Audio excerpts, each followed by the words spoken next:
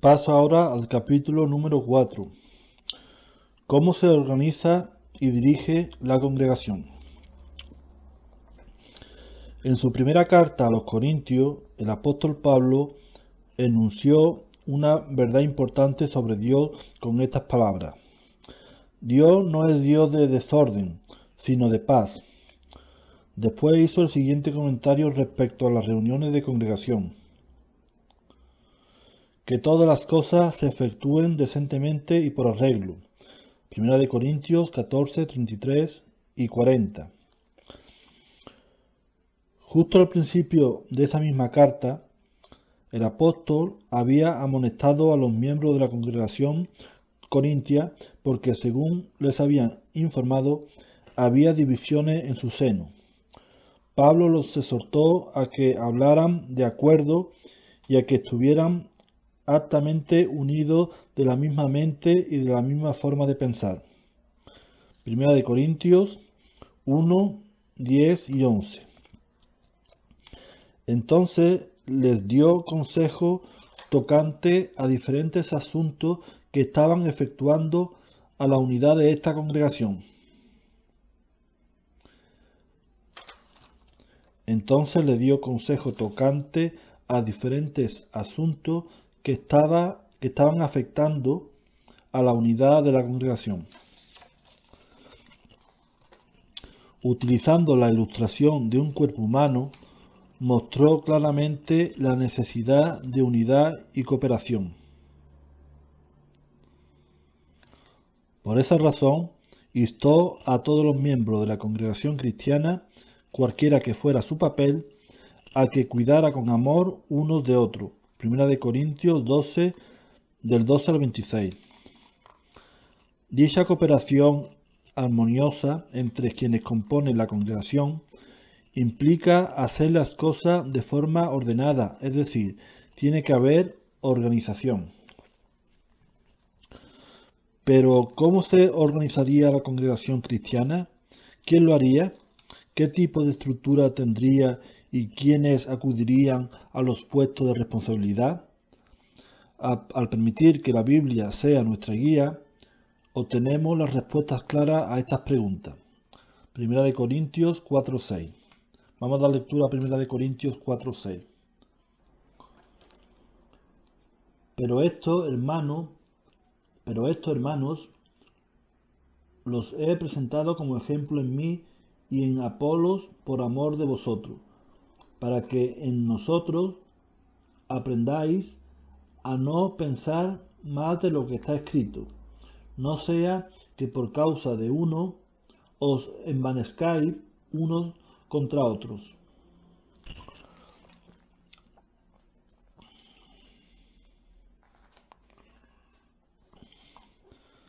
Bien, pues siguiente subtema. Organización teocrática. La congregación cristiana fue establecida en el año 33 Era Común, durante la fiesta judía del Pentecostés. ¿Qué podemos aprender de la congregación de aquel tiempo? Estaba organizada y dirigida de forma teocrática, es decir, se sometía al gobierno de Dios. El relato inspirado de lo que ocurrió en Jerusalén hace casi 2000 años no deja lugar a duda de que fue Dios quien estableció la congregación de cristianos ungidos. Hechos 2, del 1 al 47. Esta era el edificio o la casa de Dios. Primera de Corintios 3:9 y Efesios 2:19. Ese modelo de organización y funcionamiento establecido en el siglo I es el que sigue en la actualidad la congregación de Dios, que ahora ha aumentado de tamaño con la incorporación de la gran muchedumbre de Revelación 7, 9 y 10. Vamos a la lectura Revelación 7, 9 y 10. Después de esto miré, y he aquí una gran multitud. Después de esto miré, y he aquí una gran multitud a la cual nadie podía contar, de todas las naciones y tribus y pueblos y lenguas, que estaban delante del trono, y en la presencia del Cordero, vestidos de ropas blancas y con palmas en las manos.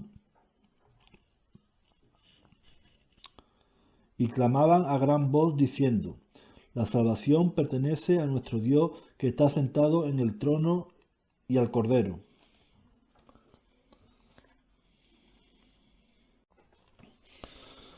La congregación primitiva se inició con unos 120 miembros sobre los que, en cumplimiento de Joel 2, 28 y 29, se derramó Espíritu Santo por primera vez. Hechos 2, del 16 al 18. Pero aquel mismo día, cerca de 3.000 se bautizaron en agua y llegaron a formar parte de la congregación engendrada por Espíritu. Habían abrazado la palabra respecto al Cristo y continuaron dedicándose a la enseñanza de los apóstoles. Después de aquello, Jehová continuó uniendo diariamente a ellos los que se iban salvando. Jehová continuó uniendo diariamente a ellos los que se iban salvando. Hechos 2:41, 42 y 47.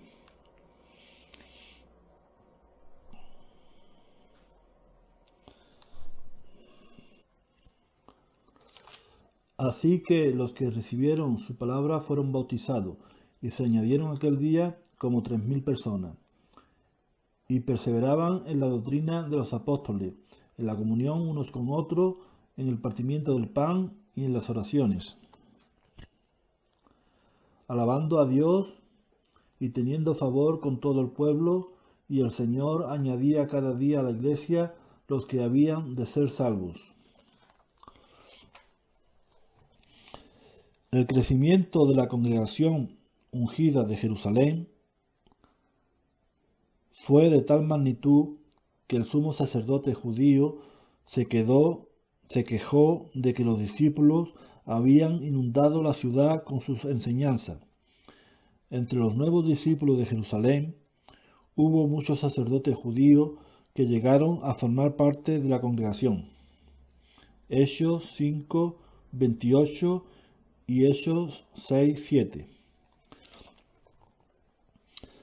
Jesús había dicho: serán testigos de mí tanto en Jerusalén como en toda Judea y en Samaria, y hasta la parte más distante de la tierra. Hechos 1:8. Por eso, cuando surgió una gran persecución en Jerusalén tras la muerte de Esteban, los discípulos que vivían allí fueron esparcidos por toda Judea y Samaria, y a donde quiera que iban, seguían declarando las buenas nuevas y haciendo más discípulos, incluso entre los samaritanos. Hechos 8 del 1 al 13.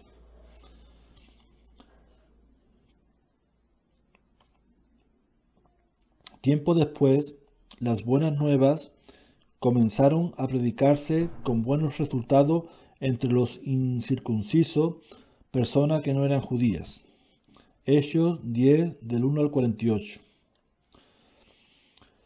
Gracias a toda esta actividad de predicar y hacer discípulos, se formaron nuevas congregaciones cristianas fuera de Jerusalén. Hechos 11 del 19 al 21 y Hechos 14 del 21 al 23.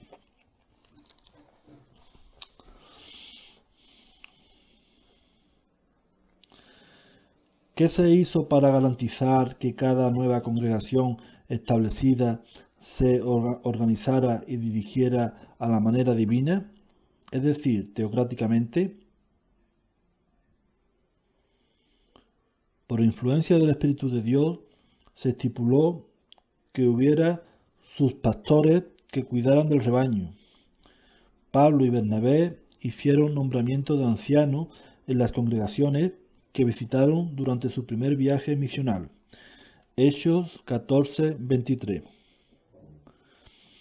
En el capítulo 20 de Hechos se dan detalles sobre la reunión que mantuvo el apóstol Pablo con los ancianos de la congregación de Éfesos, en la cual les aconsejó: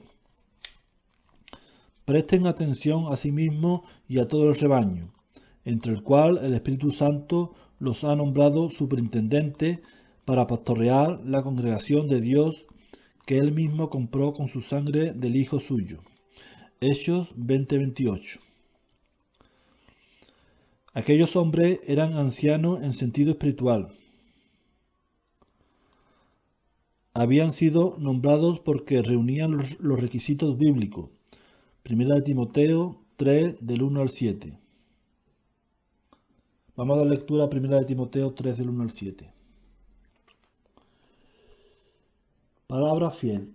Si alguno anhela obispado, buena obra desea. Pero es necesario que el obispo sea irreprensible, marido de una sola mujer, sobrio, prudente, decoroso, hospedador, apto para enseñar, no dado al vino, no pendenciero, no codicioso de ganancias deshonestas, sino amable, apacible, no avaro, que gobierne bien su casa, que tenga a sus hijos en sujeción con toda honestidad. Pues el que no sabe gobernar su propia casa, ¿cómo cuidará de la iglesia de Dios? No un neófito, no sea que envaneciéndose caiga en la condenación del diablo. También es necesario que tenga buen testimonio de los de afuera, buen testimonio de los de afuera, para que no caiga en descrédito y en el lazo del diablo.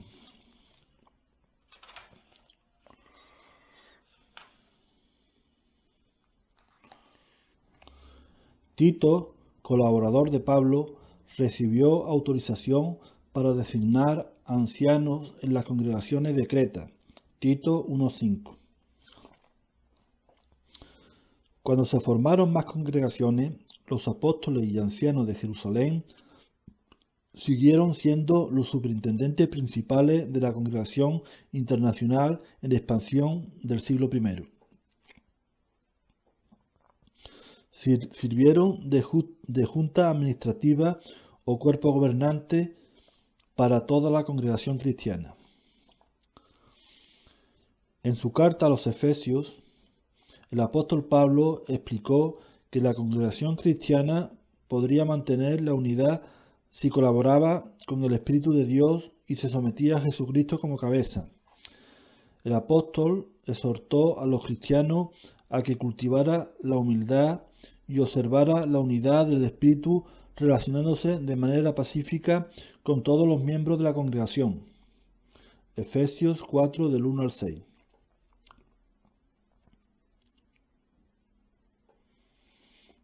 El apóstol Pablo exhortó a los cristianos a que cultivaran la humildad y observaran la unidad del Espíritu, relacionándose de manera pacífica con todos los miembros de la congregación.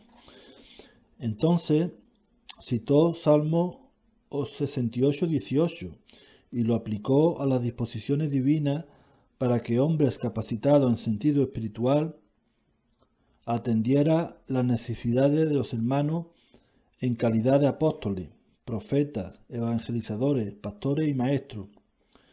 Tales hombres como Dávida de Jehová fortalecerían a toda la congregación para que alcanzara una plenitud espiritual del agrado de Dios. Efesios 4, 7 al 16.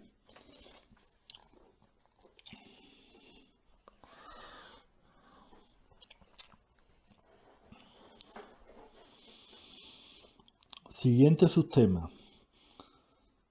La congregación actual sigue el modelo apostólico.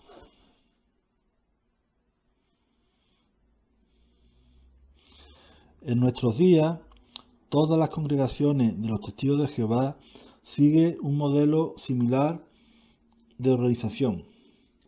El conjunto forma una congregación mundial unida, edificada alrededor del núcleo de los ungidos por Espíritu. Zacarías 8:23. Esto es posible porque Jesucristo, cumpliendo con su promesa, ha permanecido lealmente al lado de sus discípulos ungidos, todos los días hasta la conclusión del sistema de cosas. Quienes en la actualidad llegan a formar parte de la congregación que va en aumento, abrazan las buenas nuevas divinas, dedican su vida sin reserva a Jehová, Dios, para hacer su voluntad, y se bautizan como discípulos de Jesucristo.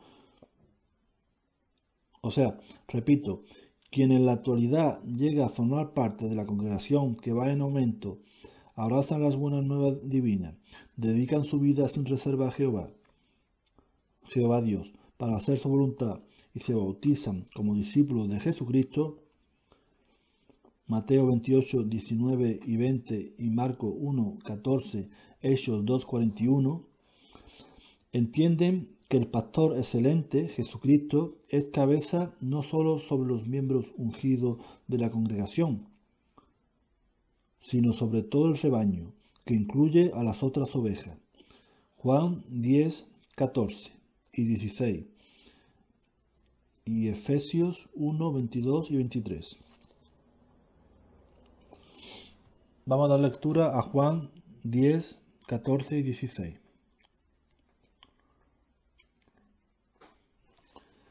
Yo soy el buen pastor, y conozco mis ovejas, y las mías me conocen. También tengo otras ovejas que no son de este redil. Aquellas también debo traer, y oirán mi voz, y hablará un rebaño y un pastor, y habrá un rebaño y un pastor.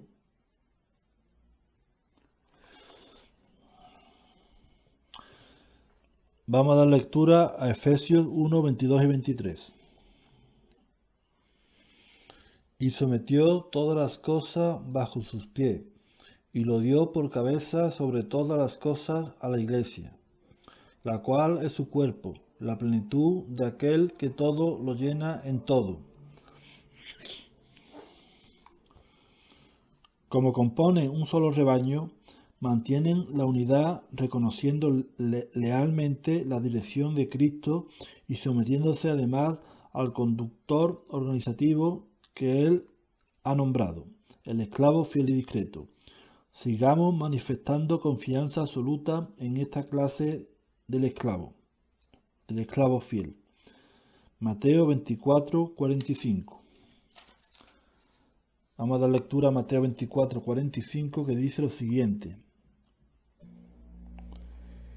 ¿Quién es pues el siervo fiel y prudente al cual puso su Señor sobre su casa para que les dé el alimento a tiempo? Bien, pues paso al siguiente subtema que se titula Uso de entidades religiosas. Durante los últimos días de este malvado sistema de cosas, los bienes del amo han aumentado considerablemente por toda la tierra, lo cual supone una seria responsabilidad para el esclavo fiel.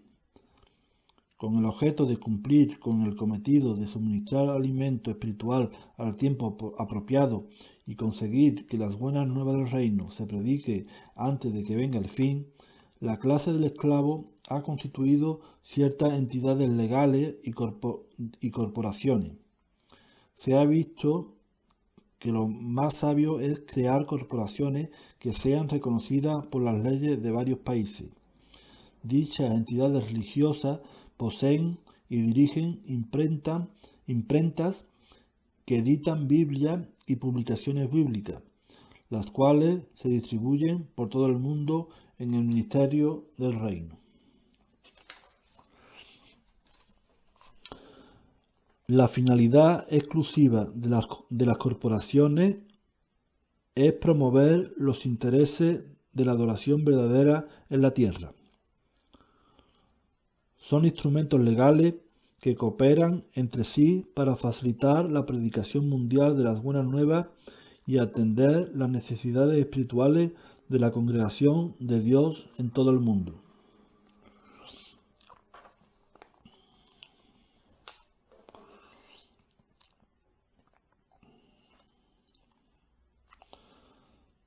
Siguiente subtema y último de este capítulo número 4, que se titula Estructura de la organización a nivel de sucursal.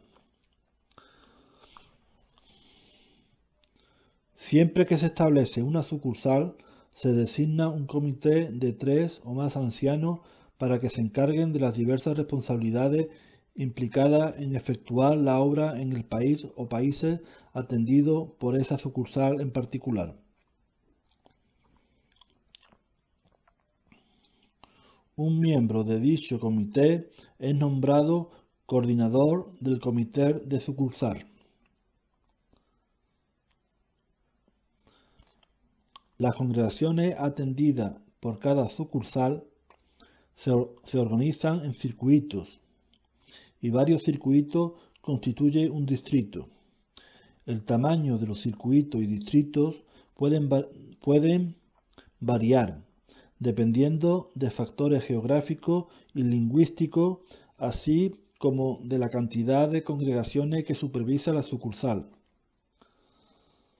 Se nombra a un superintendente de circuito para servir a las congregaciones de cada circuito.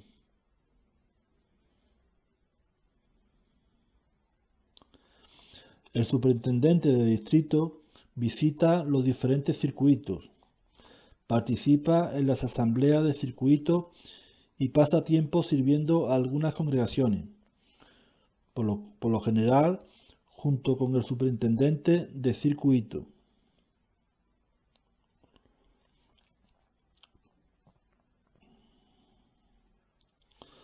Las responsabilidades de los superintendentes viajantes se explica de vez en cuando en nuestro Ministerio del Reino, así como en las correspondencias que la sucursal envía a estos hermanos.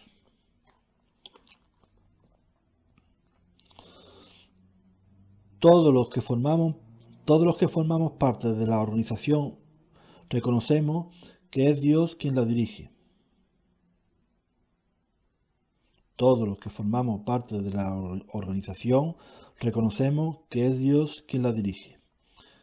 Las congregaciones acatan las disposiciones organizativas que se establecen para beneficio de todos. Aceptan el nombramiento de ancianos que supervisa la obra de las sucursales, distritos, circuitos y congregaciones. Aceptan el nombramiento de ancianos que supervisa la obra. Confía en que el esclavo fiel y discreto les dará alimento espiritual al tiempo oportuno.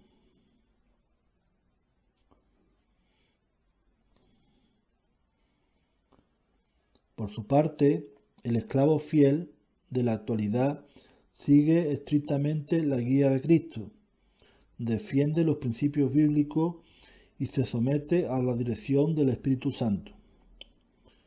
Como todos trabajamos en unidad, cosechamos resultados similares a los que obtuvieron las congregaciones del siglo I. En Hechos 16:5 se nos dice: en realidad, las congregaciones continuaron haciéndose firmes en la fe y aumentando el número día en día.